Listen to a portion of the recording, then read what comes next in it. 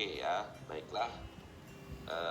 Pada kesempatan kali ini seperti yang sudah saya sampaikan tadi bahwa untuk pembahasan dalam video pembelajaran kita kali ini kita masuk ke dalam video pembelajaran sistem operasi ya.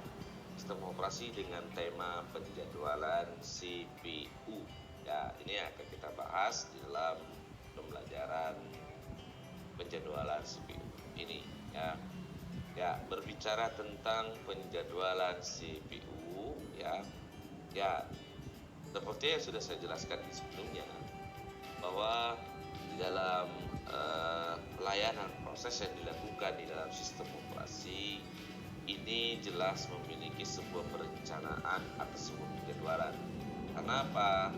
Karena di dalam proses pengelolaan yang dilakukan oleh sistem operasi di dalam apakah itu dia melayani prosesnya ataupun dia melepaskan resource yang ada di dalam sistem komputer kita, maka di sini sistem operasi akan melakukan penjadwalan. Salah satunya juga ada di dalam penjadwalan CPU. Nah, algoritma penjadwalan di dalam sini tadi ini dengan tujuan adalah untuk memilih ya dari proses-proses yang berada di memori atau ready to execute dan memberikan jatah CPU ke salah satu proses tersebut. Nah, ini maksudnya adalah dengan ada algoritma penjadwalan yang dilakukan oleh sistem operasi ya terhadap pelayanan prosesnya, ini yang dengan maksudkan supaya bisa memilih proses mana yang akan dilalui dan akan dilayani terlebih dahulu sehingga ya bisa memberikan jatah kepada CPU ya untuk melayani proses-proses tersebut sehingga tidak terjadi rebutan dalam pelayanan proses. Maka dibutuhkan yang namanya penjadwalan CPU. Kapan keputusan untuk algoritma dilakukan tadi? Jika saat suatu proses itu dilakukan switch dari running to waiting. Berarti di saat perpindahan proses ya dari status running menuju ke waiting. Dan ada lagi yang kedua yaitu status running to ready. Berarti di saat perpindahan proses dari status running ke ready. Setelah itu ada lagi di saat status proses perpindahan proses dari waiting to ready. Jadi di saat proses itu sedang menunggu ya untuk penyelesaian prosesnya, ini jelas sistem operasi juga akan melakukan yang namanya algoritma penjadwalannya. Nah, dan yang terakhir dengan proses terminates. Apa itu terminates? Ini adalah penyelesaian prosesnya. Itu ya. Ini keputusan yang dimana algoritma penjadwalan yang akan dilakukan oleh sistem operasi terhadap pelayanan proses yang di dalam penjadwalan CPU. Nah, kemudian ya di sini terlihat ya bahwa di dalam proses tersebut ya dari penjadwalan switch dari status running ke waiting dan menuju ke terminates, ini dia termasuk ke dalam sebuah penjadwalan yang non-preemptive. Maksudnya dia tidak akan memprioritaskan apapun di proses yang sedang berjalan pertama. Ya, di sini akan dituntaskan sampai habis sehingga nanti baru dia akan melayani proses kedua dan seterusnya. Nah, yang khususnya untuk nomor tadi proses dari switch perpindahan proses dari status running ke ready, dari khususnya status waiting to ready, ini termasuk ke dalam penjadwalannya yang preemptive. Ini seperti yang sudah saya sampaikan tadi ya. Jadi ada yang penjadwalan yang masuk ke dalam preemptive, ada penjadwalan yang masuk ke dalam non preemptive. Oke, tadi sudah dijelaskan. Lanjut. Ya, di dalam penjadwalan CPU ya ini tadi juga sudah dijelaskan. Ya ini ya, running to waiting time to terminates, ya ini akan masuk ke dalam yang namanya non preemptive. Dan jika misalkan prosesnya masuk ke dalam running to ready stage ya menuju waiting to ready stage, maka ini masuk ke dalam yang namanya preemptive. Apa sih tujuan dari penjadwalan? Nah, tujuan dari penjadwalan di sini ya pastinya adalah yang pertama pertama fairness. Maksudnya fairness apa? Supaya di dalam pelayanan proses yang dilakukan ya di dalam CPU ataupun dalam sistem operasi tadi ya, ini terdapat pemberlakuan pelayanan yang adil ya untuk semua job atau pekerjaan yang dilakukan dari setiap masing-masing proses, sehingga tidak terjadi rebutan ya saat proses tersebut minta dilayani. Nah, kemudian yang kedua, ini memaksimumkan throughput. Apa itu throughput? Throughput di sini adalah sebuah terobosan yang dimana yang dilakukan oleh CPU supaya CPU itu agar tetap terus lebih bekerja dengan maksimal, atau ya supaya si CPU itu terlihat memang luar biasa dalam pekerjaannya, dia selalu sibuk ya. Nah, dengan hal seperti ini, sehingga dengan ada terjadinya terobosan tersebut, ini akan bisa memaksimalkan penggunaan dari prosesor. Nah, ini tujuan dari penjadwalan. Kemudian supaya tidak terjadi yang namanya waktu tunggu yang besar ya. Dengan ada penjadwalan, ini adalah memperkecil waktu tunggu atau tidak terjadinya overheat. Nah, kalau sudah terjadi overheat, ini sangat berbahaya ya bagi proses-proses yang sedang menunggu ya. Kemudian tujuan yang berikutnya supaya penggunaan resource di dalam sistem operasi kita dan sistem komputernya itu biar seimbang.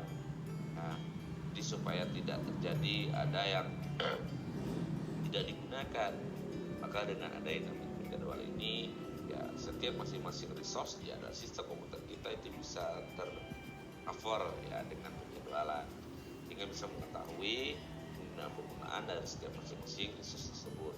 Nah, kemudian tujuan penjadwalan juga tidak terjadi namanya penundaan waktu yang tak terhingga ya.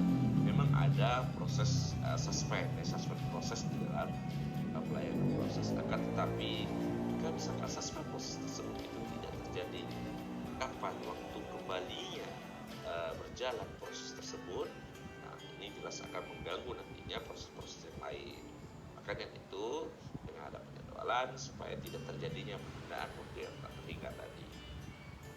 Ini tadi ya kan, supaya bisa mendeteksi ya kegiatan yang dilakukan sumber daya atau resource di dalam sistem komputer kita. Karena dengan ada penjadwalan ya, ini sangat gampang bagi sistem operasi untuk mendeteksi kira-kira penjadwalan tersebut yang mana yang sedang berlangsung, yang sedang dilakukan. Ini ya tujuan dari yang namanya CPU. Ya, komponen yang terlibat khususnya di dalam penjadwalan CPU ini adalah dispatcher. Ya, apa itu dispatcher? Ya, pasti teman-teman di sana sangat bertanya. Pasti dispatcher itu, maka di sini jelaskan bahwa dispatcher ini merupakan suatu modul ya yang memberikan kontrol CPU kepada proses yang sedang berjalan, yang sedang terjadwal. Itu yang dikatakan dengan yang namanya dispatcher ya. Fungsinya apa? Ini adalah sebagai konteks switching. Nah, maksudnya berarti sebagai konteks untuk melakukan perpindahan proses. Nah, ini yang dimana fungsi dari yang namanya dispatcher ya. Ada yang dimana ada yang dimana di dalam dispatcher ini ya kategori masuk ke dalam dispatcher latency ya. Dispatcher latency di sini waktu yang dibutuhkan untuk menghentikan suatu proses dan menjalankan proses lain. Nah itu ya, jadi masuk ke kategori yang namanya dispatcher latency. Oke. Nah, ada beberapa kriteria penjadwalan. Jadi dikatakan penjadwalan yang baik dan tidak itu seperti apa? Ini dia kriteria penjadwalan yang dikatakan baik atau tidaknya. Ini pasti salah satunya masuk ke dalam yang namanya tujuan tadi, ya kan ya. Yang pastinya ya penjadwalan itu dikatakan penjadwalan baik jika yang pertama adalah fairness ya. Kedua adalah CPU utilization, berarti apa? CPU atau prosesor itu selalu bekerja ya, tidak ada berhenti, ya itulah tugasnya CPU. Yang ketiga throughput, nih karena dia ini masuk ke dalam CPU utilization ya, maka banyak terobosan yang akan dilakukan. dilakukan. Jadi penjadwalan, yang kriteria penjadwalan yang baik. Yang keempat, memiliki turnaround time yang kecil. Ya, berarti di sini ya di saat ya lama tanggap dari proses itu dilayani, nah ini cepat ya kan, berarti dia tidak memiliki respon time yang cukup lama ya, cukup panjang. Nah, sehingga mendapatkan sebuah rata-rata lama tanggap tadi cukup pendek ya kan. Nah, ini masuk ke dalam kriteria penjadwalan. Oke. Nah, di dalam jangka penjadwalan proses olahraga CPU itu ada terdapat namanya short term scheduling ya, yang dimana di dalam short term scheduling di sini mengurus masuknya antrian siap ke protokol serta antrian yang siap ke device peripheral I/O ya, yang nantinya akan mengurus beberapa prioritas proses yang akan dipremasi. Ini akan masuk ke dalam yang namanya penjadwalan prosesor yang short term scheduling. Nah, kemudian yang kedua ada yang namanya medium term scheduling, yang mengurus terhadap proses yang dikeluarkan dari prosesor yang belum rampung. Jadi jika misalkan ada ya sebuah proses yang belum rampung yang dijadwalkan, ini akan masuk ke dalam penjadwalan yang short medium term scheduling. Ya, yang ketiga ada yang long term scheduling. Berarti ini penjadwalan yang memiliki jangka panjang ya, waktu yang cukup panjang. Mengurus masuknya pekerjaan baru berupa penentuan pekerjaan baru yang mana yang boleh diterima dalam pekerjaan atau tugas ya, dan yang diubah menjadi sebuah proses. Nah, ini akan mengalami waktu yang cukup panjang di dalam penjadwalan. Nah, itu ya. Ini dimana dalam jangka penjadwalan prosesor. Ya, baiklah ya. Selanjutnya ya kita di sini masuk ke algoritma penjadwalan CPU ya. Nah, bagi adik-adik atau teman-teman semuanya di sana ya, untuk algoritma penjadwalan CPU itu ada FGFS ya, kemudian ada SGF shortest job first, kemudian ada round robin, kemudian ada HPRN high discriminatory ratio-next. Ya, di dalam khususnya untuk shortest job first di sini ada yang namanya shortest job first yang primitive ya, primitive shortest job first.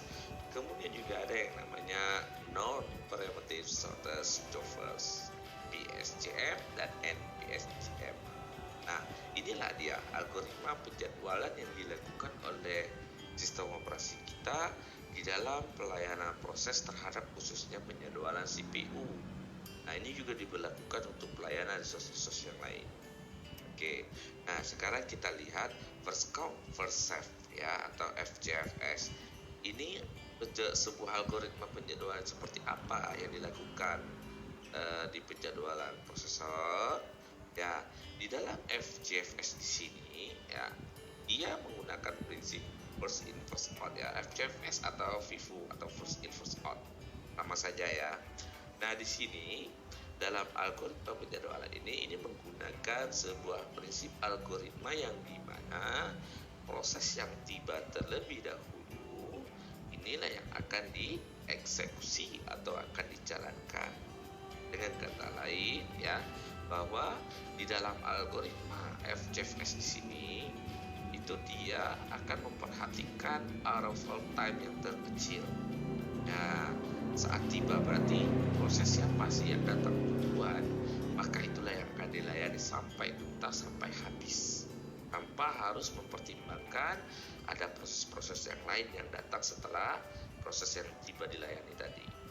Nah, ini dilakukan dalam yang namanya first come first serve. Nah, untuk contoh soal saya lihatkan. Ya, ini kita perhatikan contoh soalnya ya. Ada 5 buah proses. Berarti intinya di sini kita dalam penjadwalan CPU ya. Ini kita mempelajari tentang bagaimana ya menghitung waktu tunggu, average waiting time ya, serta respon time yang lama tanggap mereka. Ini yang akan kita pelajari di dalam algoritma penjadwalan ya. Oke. ini ada sebuah contoh soal. Misalnya seperti ini, 5 buah proses yang datang secara konkuren atau serentak. Dengan kata lain, berarti kelima buah proses ini, ya anggap aja proses pertama, kedua, ketiga, keempat, dan kelima, ini semuanya datangnya barengan atau serentak, ya. Dia sama-sama tiba duluan. Nah, di sini kita ilustrasikan nama prosesnya, ada proses A, nama proses B, C, D, dan E. Ya. Dan di sini kita diperintahkan untuk menghitung rata-rata waktu tunggu dengan menggunakan algoritma JFS. Pertanyaannya adalah, apakah bisa? Ya, jawabannya sudah dipastikan ini tidak bisa digunakan. Mengapa? Karena sudah seperti sudah dijelaskan tadi, ya, bahwa di dalam algoritma FCFS yang diutamakan adalah siapa yang tiba terlebih dahulu, dialah yang akan dilayani. Kalau contoh soal seperti ini, ya dari bisa lihat seperti soal ini kita tidak bisa memilih dan menghitung rata-rata waktu tunggu. Kenapa? Tidak diketahui rata-rata waktu tunggunya karena mereka datang serentak. Solusinya gimana? Berarti di sini sistem operasi akan memperhatikan adalah ya siapa yang memiliki lama proses terpendek. Maka ini akan menggunakan algoritma penjadwalan shortest job first. Tuh, ya.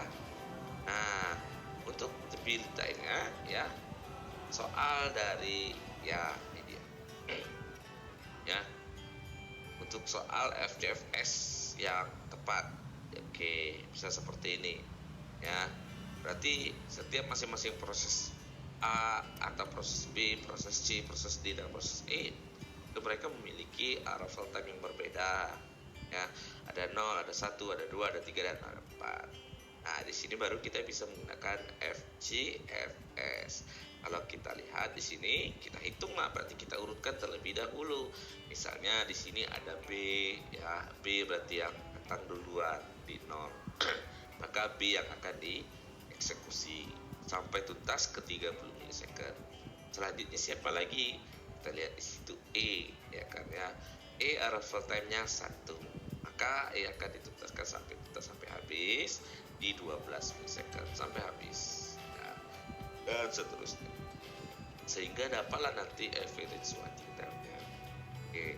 Nah, untuk lebih jelasnya, ya, mengenai contoh soal latihan yang lain di dalam FCFS, ya, silakan kalian simak video simulasi berikut. Yang pertama adalah penjadwalan prosesor FCFS, yang artinya penjadwalan prosesor di mana proses yang pertama tiba atau mempunyai AT terkecil akan langsung dieksekusi. Langkah pertama, jumlahkan semua BT atau lama proses untuk mengetahui lama proses keseluruhan. Kita jumlahkan semuanya dan hasilnya adalah 30. Maka kita buat kolom berjumlah 30 buah sesuai dengan hasil keseluruhan BT seperti di bawah ini. Selanjutnya, proses mulai berjalan. Proses yang duluan berjalan adalah P1 karena memiliki start time terkecil, yaitu adalah 0. Proses berjalan berdasarkan warna pada nama proses. Start P1 adalah 0, kemudian lama prosesnya 5, berarti proses akan berjalan dari 0 sampai 5. Next. Proses P1 telah selesai, maka kita dapatkan ST-nya adalah 0 karena dimulai dari 0, dan FT-nya adalah 5 karena berhenti di 5. Langkah selanjutnya adalah mencari RT atau lama tanggap, yaitu dengan menggunakan rumus RT sama dengan FT dikurang AT. Jadi 5 dikurang 0 sama dengan 5. Lanjut, selanjutnya proses P2 berjalan selama 3 ms. Proses P2 berjalan dari 5 dan berhenti di 8. Maka ST sama dengan 5 dan finish time-nya adalah 8. Lalu RT-nya FT dikurang AT sama seperti tadi, jadi 8 dikurang dengan 1 sama dengan 7. Lanjut. Proses P3 yang berjalan sebanyak 6 ms.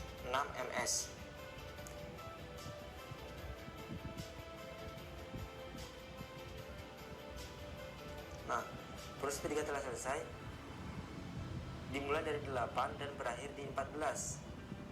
ST8, FT14 dan RT-nya 14 dikurang dengan 2 sama dengan 12. Selanjutnya adalah proses P4 berjalan sebanyak 1 ms saja.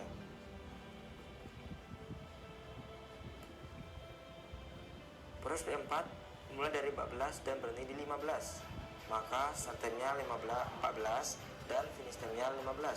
Sedangkan lama tanggapnya atau RT-nya 15 dikurang dengan 3 sama dengan 12. Kita lanjut proses yang terakhir, yaitu adalah proses P5 yang berjalan sebanyak 15 ms. Jalan sampai selesai proses P5 sebanyak 15 ms. Nah, kita dapatkan ST-nya ada 15 karena dimulai dari 15 dan finish time-nya adalah 30 dan karena berhenti di 30. Dan RT-nya adalah 30 dikurang 4 sama dengan 26. Kita sudah menjalankan semua proses sampai selesai. Selanjutnya adalah mencari average waiting time atau TR serta turnover time atau TI. Dengan menggunakan rumus TI sama dengan jumlah semua lama respon time atau RT. Kita jumlahkan semuanya RT ini, dan untuk cari TR-nya TI dibagi N proses atau banyak proses. Ini ada 5 karena ada P1, P2, P3, P4 dan P5. Nah, ini adalah cara pengerjaannya. TI sama dengan 5 ditambah 7 ditambah 12 ditambah 12 ditambah 26, maka hasilnya adalah 62. Dan untuk jadi TR 62 akan dibagi banyak prosesnya, yaitu 5. 62 dibagi 5 sama dengan 12,4. Nah, inilah penjelasan proses SRS. Oke, bagaimana para shooters dan teman-teman semuanya ya yang menonton video simulasi tadi? Ya, mudah-mudahan dari video simulasi tadi itu bisa membantu adik-adik dan juga teman-teman semua shooters di sana yang sedang menonton dari video pembelajaran hari ini ya, itu bisa memudahkan dalam memahami bagaimana proses penjadwalan CPU dalam algoritma first come first serve. Nah, pastinya kita bisa melihat ya dari video pembelajaran dari video simulasi tadi ya, untuk algoritma FCFS ya itu pasti memiliki sebuah kelemahan ya. Kelemahan sangat terlihat jelas sekali di dalam FCFS. Karena apa? Karena dalam algoritma ini mendahulukan siapa yang datang duluan tanpa menghiraukan berapa banyak panjang proses yang dilayani. Nah, ini di sini untuk proses yang pertama datang itu iya kalau misalnya burst time-nya kecil. Kalau burst time-nya pendek, kalau burst time-nya kecil sih tidak ada masalah. Tapi jika permasalahan jika misalnya burst time-nya itu mengalami panjang waktu tunggu yang panjang sekali ya, sehingga proses-proses yang lainnya itu akan mengantri yang cukup lama. Ini akan terjadi yang namanya convoy effect. Ya, convoy effect adalah terjadi penumpukan proses. Akan terjadi penumpukan proses, dan jika terjadi penumpukan proses maka ini akan memiliki waiting time yang cukup panjang dan cukup lama ya, rata-rata waktu tunggunya. Itulah kelemahan dari yang namanya FCFS. Oke, baiklah ya. Selanjutnya kita masuk ke algoritma penjadwalan CPU yang kedua, yaitu shortest job first. Ya, algoritma yang dimana di sini ya, algoritma shortest job first ini dengan prinsipnya berbeda dengan FCFS ya.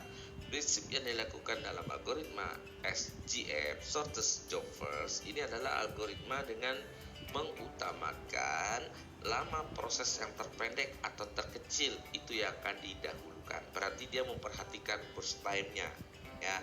Kalau yang FCFS tadi dia memperhatikan arrival time-nya. Nah, kalau yang SJF shortest job memperhatikan burst time-nya. Nah, mana lama proses yang terpendek yang paling kecil, maka dia yang akan dieksekusi atau dijalankan. Ini dalam shortest job first. Nah, di dalam shortest job first akan ada kelemahan pastinya, sama seperti FCFS ya. Ya, dalam kelemahan algoritma ini yaitu susahnya untuk memprediksi ya memprediksi lama proses yang akan dieksekusi selanjutnya. Nah, itu karena apa? Karena dia akan mendahulukan siapa yang lama proses terpendek. Nah, jadi dia tidak bisa memprediksi lama proses berikutnya akan layani siapa dan seterusnya. Sehingga nanti di sini ya proses yang mempunyai burst time yang besar akan memiliki waiting time yang besar. Ya, dia datang duluan karena lama prosesnya lama ya, dia memiliki burst time yang besar, maka dia disingkirkan dan didahulukan proses yang kedua, ketiga, seterusnya yang memiliki burst time. Nah, di sini kelemahannya ya. Kelemahannya yang dimana jika dia memiliki proses itu memiliki burst time yang besar, maka dia akan terdapat waiting time yang cukup lama juga. Itu kelemahannya. Nah, di dalam khususnya shortest job first the shortest job first ya, bukan CR, mohon maaf.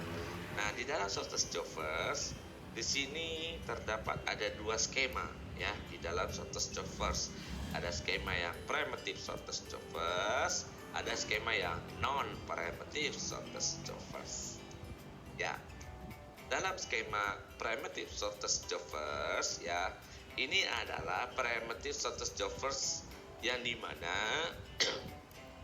dia akan melakukan perbandingan proses ya.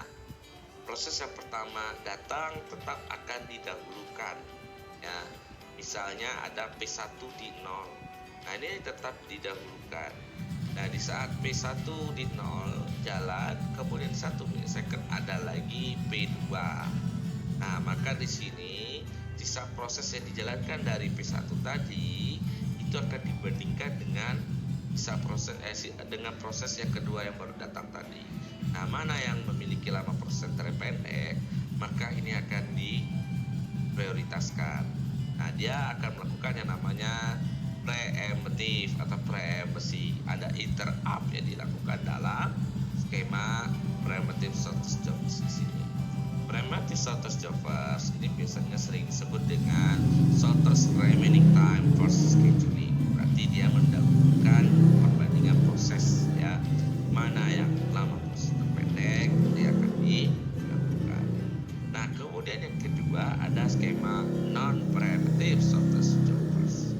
Ya, di dalam non primitive di dalam non primitive shortest job first di sini ya, CPU tidak memperbolehkan proses yang ada diri di queue untuk menggeser proses sedang dieksekusi. Maksudnya di sini ya, dalam non preemptive shortest job first, CPU akan terus berjalan, akan melayani proses yang sedang berjalan. Pertama misalnya P1 tadi dia datang di 0 karena dia datang duluan ya kan ya. Kemudian sama lama proses 30 milisecond. Maka maupun nanti setelah di 1, 2 dan seterusnya setelah 0 ada yang datang, ini dihiraukan. Di P1 atau proses pertama tadi itu dituntaskan sampai selesai. Bagaimana untuk pelayanan proses berikutnya? Untuk proses berikutnya siapa yang datang, yang proses kedua, ketiga dan seterusnya itu akan mengalami perbandingan proses.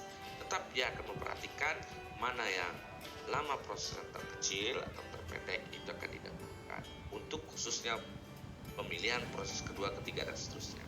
Tapi untuk proses pertamanya di dalam non primitive shortest job first itu dihiraukan. Proses pertama yang datang itu langsung dieksekusi tanpa harus memperhatikan proses yang tiba yang lainnya. Itu ya, dengan skema non primitive shortest job first atau NPSJF. Oke. Nah, untuk lebih lanjutnya ya, bagi teman-teman atau para sahabat shortest yang ingin melihat lebih jelas dalam skema shortest job first, primitive shortest job first dan non primitive shortest job first, silakan teman-teman lihat, perhatikan dalam video simulasi berikut ini.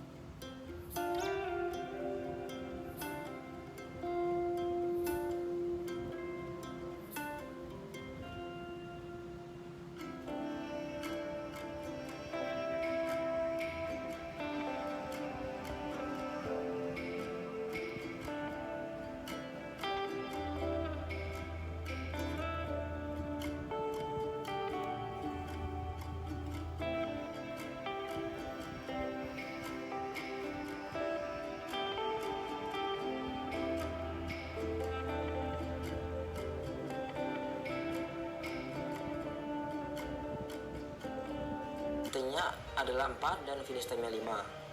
5 kita kurang dengan 3, maka RT-nya adalah 2. Lanjut, selanjutnya P1 akan dijalankan karena memiliki sisa proses BT tim terkecil yaitu 4. Ini adalah proses P1, jadi masih tersisa 4, kita jalankan sampai habis.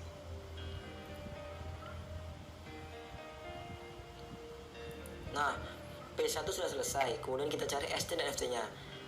Ini perlu diperhatikan untuk mencari ST dan FT-nya bukan dari sini, tapi kita dari awal perbandingan tadi, yaitu jumlah dari 0 dan berakhir di 9. Lanjut, nah untuk mencari kemudian kita cari RT-nya, 9 dikurang 0 sama dengan 9. Selesailah proses P1. Kemudian P3 akan dijalankan karena memiliki sisa proses terkecil yaitu 6. Ini P3 kita jalankan sampai habis.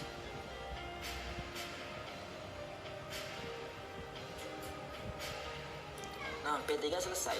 Untuk mendapatkan ST dan FT, dilihat dari kotak di bawah ini. Kita lihat ini, ST-nya 9 dan finish time-nya 15. 9 15, kemudian FT-nya RT-nya FT dikurang AT 15 kurang 2 sama dengan 13. Kita lanjut untuk proses yang terakhir, yang tersisa adalah P5. Karena P5 tinggal sendirian, maka tidak akan ada perbandingan lagi. Maka P5 akan dijalankan sampai habis atau sampai selesai. Ya, kita tunggu sampai habis.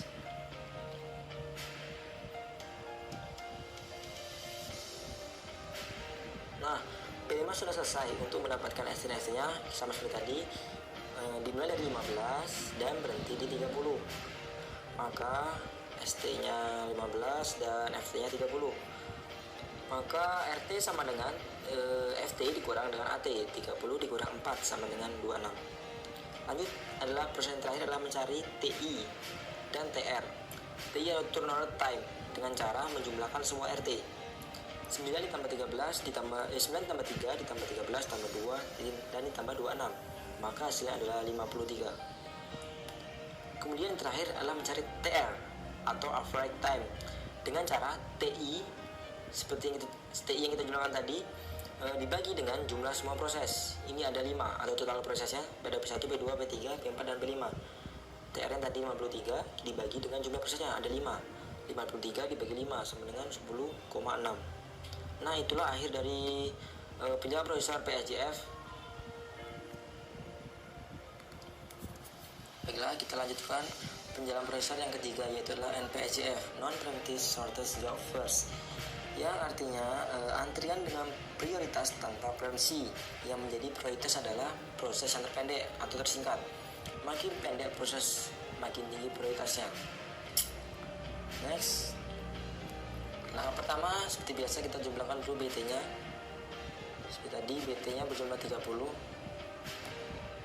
Nah, kita buat tabel perbandingan juga karena adalah NPSJF nomor perbandingan. P1 akan melakukan proses yang pertama kali dikarenakan memiliki arrival time terkecil. Ini arrival time-nya.